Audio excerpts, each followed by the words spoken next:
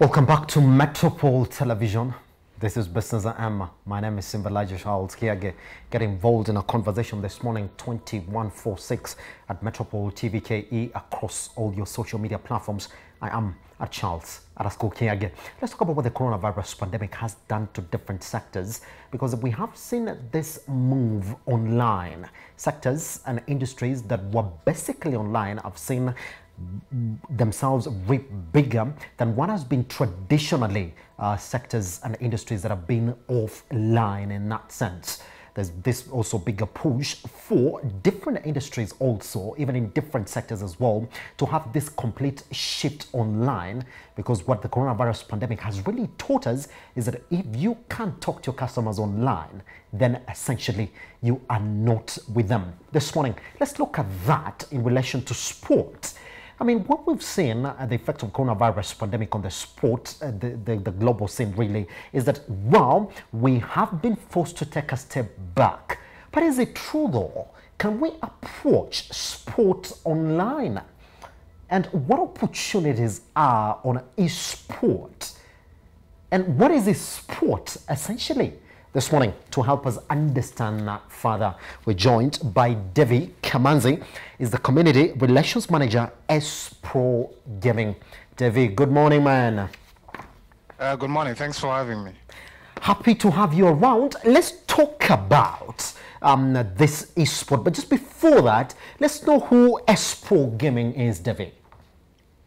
So Esports Gaming is an esports management company that was started in 2017. It was started by my three colleagues, Fanuel Opio, Jairus Ogembo, and Charles Wambogo. So I met them that year running another venture called Tekken 254. But we've been working together for about 3 years now, and now I'm part of the company as the head of connectivity tech and community relations. So what we mainly do is organize tournaments, competitions together for esports athletes. And we also assist in managing the players, managing the distribution of prize pools and things like that, maintaining statistics, doing marketing, promotion, all that sort of thing. So pretty much everything there is to do with organizing esports competitions, electronic sports competitions, we're able to do. Yes, Devi, I like how you use the word electronic sport. You know, you might think people know about it, but in reality, not so many people really recognize what esport is. For only in a nutshell, what is esport, Devi? So esports or electronic sports would be competitive gaming, so video games that are played between two or more individuals. So Yes. any video game that can be played between multiple people can be an electronic sport, so long as it's played competitively. So you see games like FIFA, League of Legends, Fortnite, Tekken, all these different games. Played competitively for prizes and things like that. Any of them can be considered an electronic sport. Yes, pretty much. So talk to me about how big esport is globally before we even talk about what our chances are locally.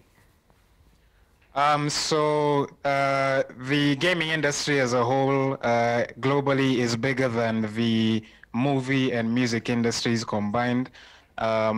The revenue for esports globally is projected to surpass, I think it was 500 million by the end of this year. $500 million, that is.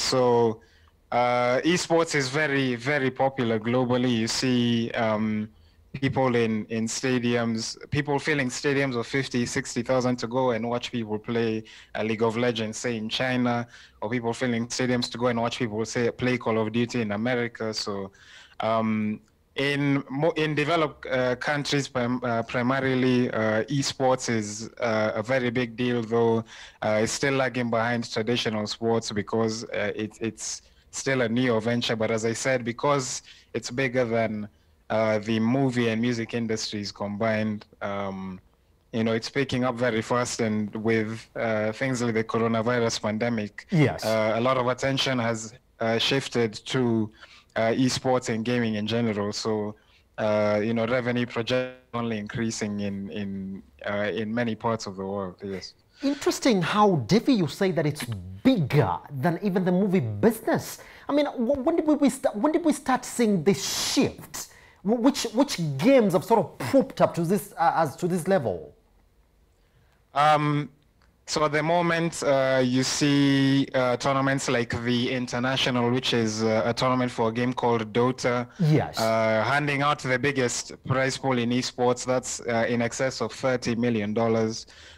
We saw the Fortnite World Cup recently, where the winner got $3 million, and the total prize pool was, if I'm not wrong, in excess of $10 million. So there's quite a few games that are handing out big money to players, and players able to make not just a normal living, but a very good living, live like footballers, basketball players, and things like that from playing video games. Pretty much. All right, Yes. that's a glossy picture. And when you think about it trickling then down locally, you'll actually even start saying, we have a chance at that. So let me what where are we locally in terms of esport? So esports are still, as an industry, quite young in Kenya because there haven't been too many people in Kenya doing it for a very long time. For example, as I said, Esports Gaming has been in the space since 2017.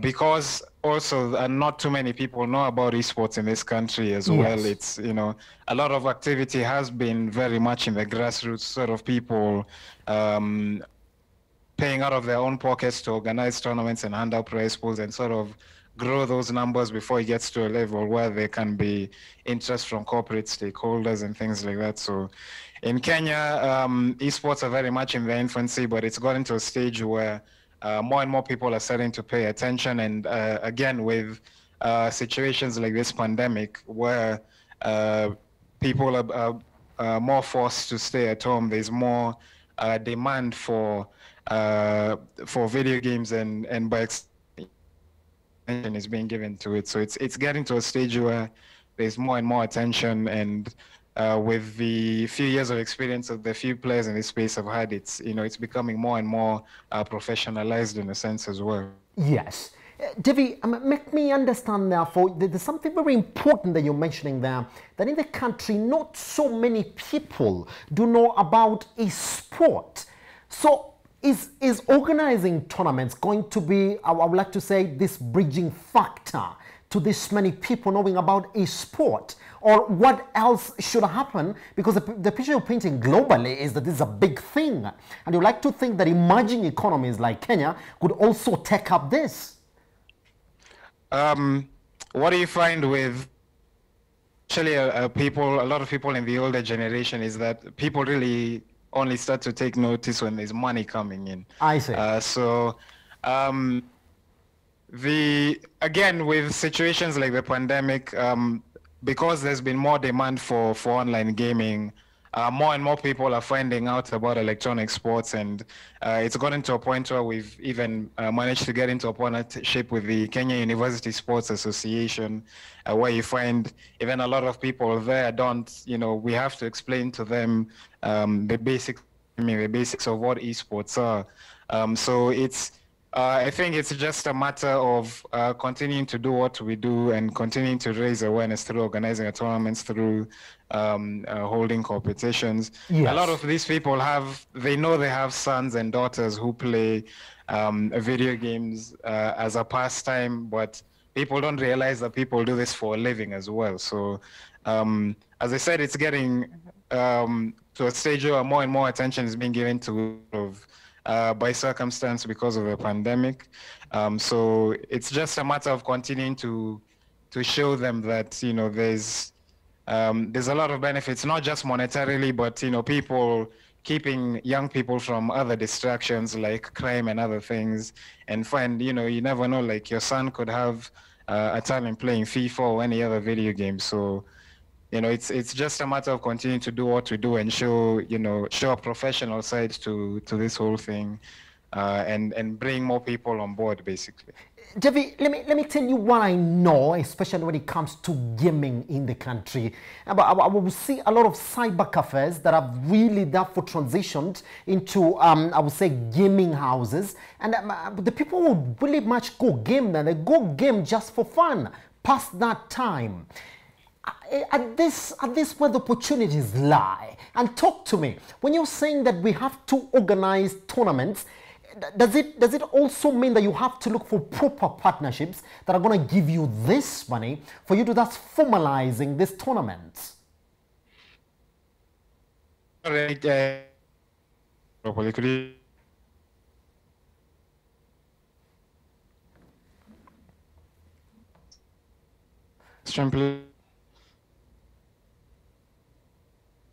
Yes, Devi, you want me to repeat that question, isn't it? Yes, we seem to be having some technical difficulties. But Devi, can you hear me now? Yes, I can. Okay, let me just get back to that question. Well, I painted for you a picture on exactly what the gaming scene is, especially in Nairobi and major cities across the country. You will see a lot of gaming sports, but the cyber cafes are now turning into gaming centers because they have that infrastructure. Is that where the opportunities are? Is that where you're targeting to sort of go to these areas and introduce these tournaments to them? And are you also talking about coming up with proper partnerships that are going to give you this money, that is going to draw this youth to these tournaments that we're talking about? Is that where the opportunities lie? Yes, so as you pointed out, there's a lot of gaming lounges in this country, and you find that of these people are university students. So as you said earlier, you find that a lot of these people go to these sports to play just for fun. Don't realize that there's tournaments happening around. When you go to these sports, you find that a lot of these people are quite good at these games they play. Yes. And I can use FIFA as an example because FIFA is game.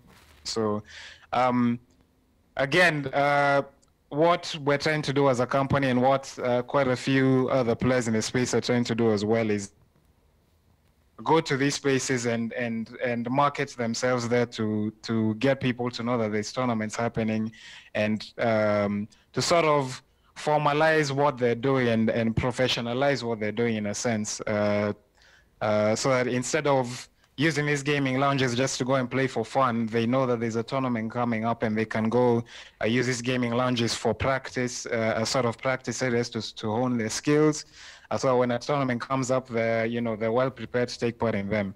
And that's one way us as a company, we're thinking about using these gaming lounges. You talked about sort of forming partnerships. It's not always about sort of looking at the money.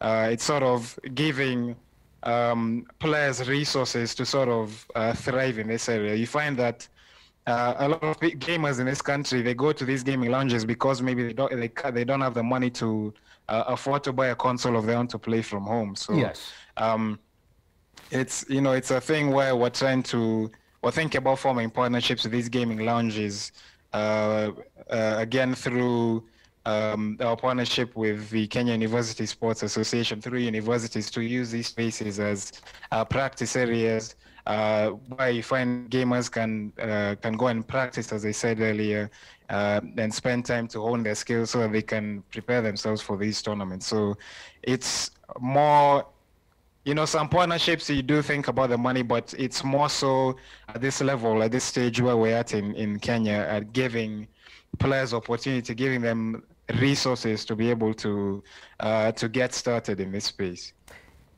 Devi, I want to know if you have, talk to me about your optimism. Have you put a couple of tournaments together and what sort of says that there's light at the end of the tunnel for the local esports industry? Are there any lessons that you actually tell us that sort of give you that optimism that it's possible for us to get represented even internationally, locally here in the country? So us as Ace Pro Gaming, we have put together, I think, somewhere between 20 and 25 tournaments since that. We run a FIFA University League Series.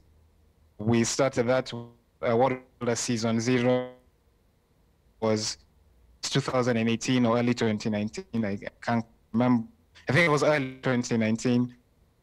Sort of gauging a lot of interest from sort of universities. Season 0 with 6 universities, and now, as I said, we've gotten into a partnership with University Sports Association to sort of take it forward. And now we're sort of doing a shell competition in the tail end of this year before we carry on. We also have a competition called the Tekken 254 circuit for a fighting game called Tekken that we've been running since 2018. We've held over 15 tournaments for that. I think 18 tournaments to be exact. So been growing steadily. We've had 4 seasons of that competition so far. So interest has been steadily growing. So it does give us optimism that there is an opportunity for us to plug into this space and sort of make something big of it.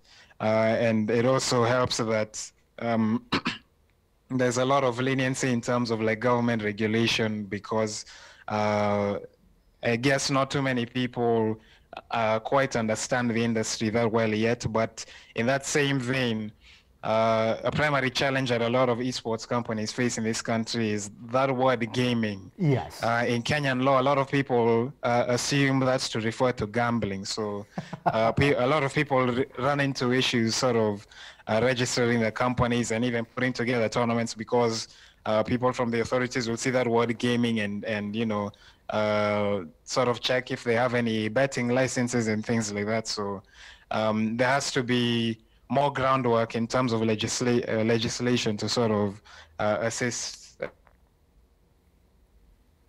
and do what they do. But there has been a lot of interest so far. We found since we started running our tournaments and everything. So, you know, we are very optimistic that it's something that can be taken forward to quite a big level in this. Yes, Devi, let's talk about Espro Gaming just a couple of minutes as well, because what I do know is that you just don't organize tournaments as well. Is that you're a fully fledged company that even has other departments as well. Is it now because you find yourself operating in a space that is essentially, I would say, and I was saying quotes, where you find yourselves alone, so you're setting a standard for how the practice should be run? Well, you could say that. As I said earlier, you know, there's a lot of aspects to organizing a tournament. There's a lot of logistics that need to be done. You need people who are well versed in event management. There's a lot of marketing. So, you know, there's opportunities for graphic designers and people who have experience in sort of marketing to do that. You have people like myself who is score to broadcast this.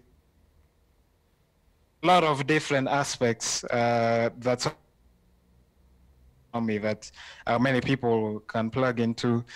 So yes, as you said, you see it as us sort of trying to set a standard for how things should be done, because we are trying our best to make this as professional as possible. You find that before put tournaments sporadically, maybe once every 6 months, once a year, you see a prize pool of 1 million shillings plus, and then you hear nothing for quite a number of whereas the approach we've taken is creating leagues to give players a space where they can compete regularly, you know, on a regular basis. And when you get interest from corporate stakeholders, that's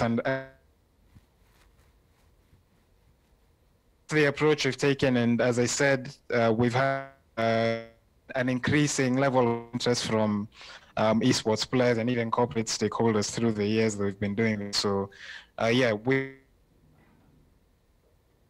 chart our own path with what we're doing, and hopefully we can see more and more people get into this space and emulate sort of what we're doing. was being used before, sort of holding sporadic tournaments, hasn't really worked. So, yes, you could say it's standard that other people can follow. Pretty much. Devi Kamanze, Community Relations Manager, Espro Gaming. Thank you very much for taking your time to speak into Metropole Television this morning. Thank you very much for having me as well. Enjoy the rest of your day. We take a short break here on Business, and once we come back, our economic review.